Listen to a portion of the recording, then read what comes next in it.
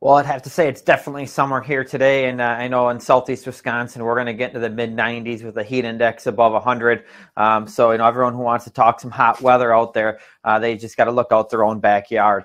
We're going to get rolling in here this week. The first thing we want to show you here is this is a John Deere stock chart over the last year, and the thing we want to point out is that the John Deere stock has gone from 440, its high in April, which is an all-time high, and has broken around 25% here recently.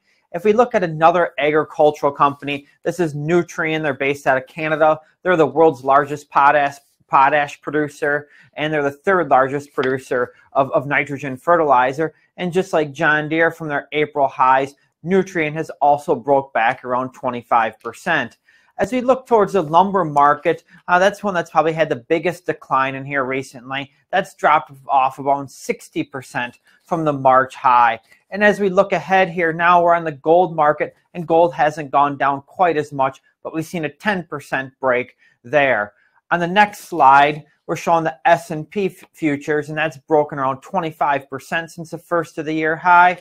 And as we look ahead, okay, we want to find something that's been positive out there. And so we look at the crude oil market as that's moved from mid-90s in the April timeframe and has rallied around 25%, trading up near 125 in here today.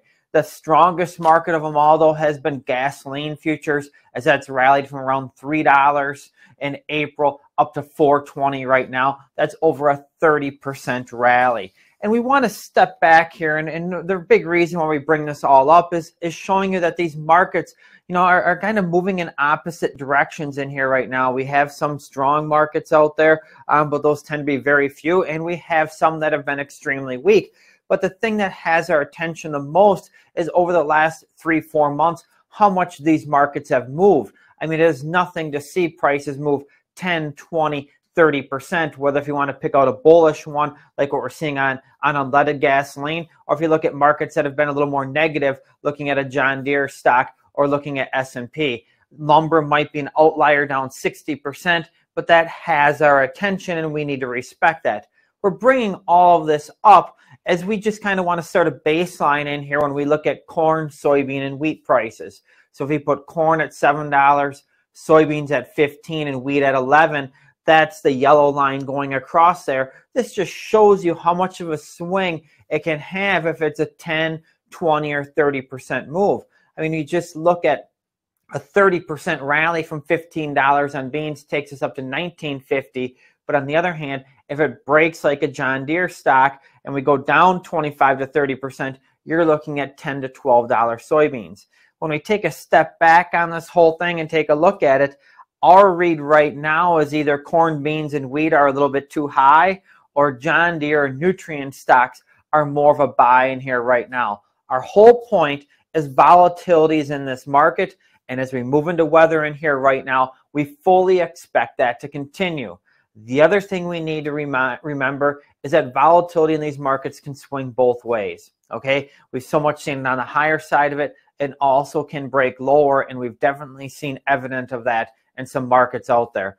One thing with the grain market zone, specifically corn and beans, is we are moving into a heart of a weather market right now, so that we're going to have increased volatility, but we're already seeing that in other markets.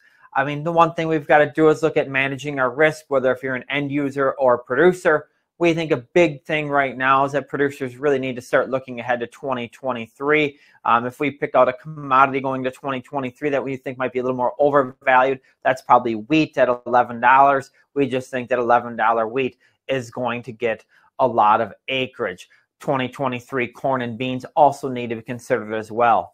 Our main takeaway today, and this is as we move into a weather market, is expect corn, beans, and wheat to move much further than what you would expect in either direction over the next month or two. These markets will stay challenging. We look to keep you up to date, not only on our weekly webinars, but our daily commentary as well, along with our opening calls on Sunday night.